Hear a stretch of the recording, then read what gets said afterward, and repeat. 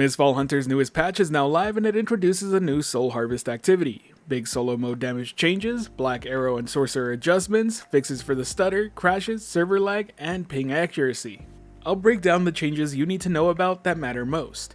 The big new thing is Soul Harvest, a new fate chart activity that triggers during matches in Hallowgrove and Brandrgarde. When it triggers, soul incubators carrying Soul Cocoons spawn around the map, along with a fate altar. The higher the gilding intensity, the better the chance for this to appear. Just be careful before you pick one up, because once you do, you can see the locations of every cocoon holder, but that means they can see you too. Expect a lot of player versus player combat if you choose to engage. Now, after a certain amount of time, once the match has gone on for long enough, 2 soul cocoons can be submitted at the fate altar to begin a ritual. That's going to be the real goal with this event. That said, you can also hand 1 cocoon over to Richie for a special reward for your team. Moving on from that, the next big thing you need to know about are the class changes, and we're going to begin with Blackarrow. He got a bit of a mixed bag. Mystic Fly Arrow, Steel Arrow, and Dodge Power Shot now all have longer cooldowns. But the Sonic Arrow has a greatly reduced cooldown. Blackarrow PvP damage in solo mode has also been lowered, while PvE damage stays the same. Sorcerer also loses solo mode PvP damage without PvE being changed. In addition to that, Fire Elemental Reaction, Firebolt damage have slightly been reduced, Crystal Ice Bolt has a longer cooldown, and Firebolt and Thunderstrike now give more energy back when you do not fully channel them. When it comes to Thunderstrike's indicator, it now shows the exact lightning strike location. Flame Blade's total damage hasn't been changed, but more of it is now direct damage and lessen damage over time. When it comes to the Shadowstrix, you're looking at Phantom Shift having a longer cooldown, Battle Frenzy giving greatly reduced physical piercing, and Spinning Slash now having less super armor uptime. On the positive side, Inspiring Impale cools down faster, Wound Accumulation lasts a little longer, and detonates at 8 stacks. And After Effect gets a slightly bigger damage bonus.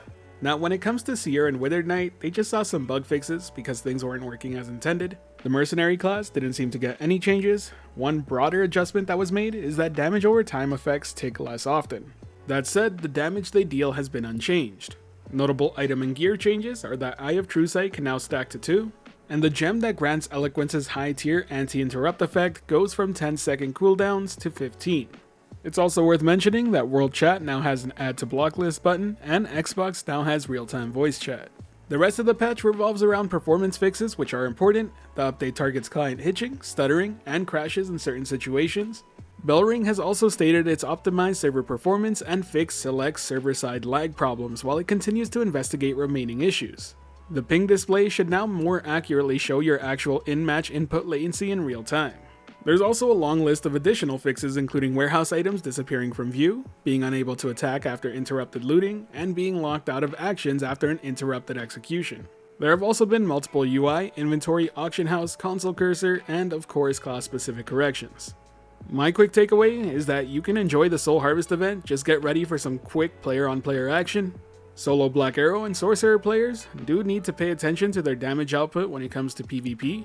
The official post even says balance work is ongoing, so expect further adjustments based on feedback and match data. My only feedback to the developers is to give us specific numbers when it comes to the adjustments made. I think a lot of players would appreciate being able to know how long is a much greater cooldown. What do you think though? How do these patch notes hold up to your opinion? Do you think they're good changes, bad changes? Let me know down below. Either way, that's all for now. If you enjoyed the video, hit the like button, want more like it, subscribe to not miss out. This has been CruiserBase, giving you all the gaming news you need to know without the extra fluff. Till next time, take care.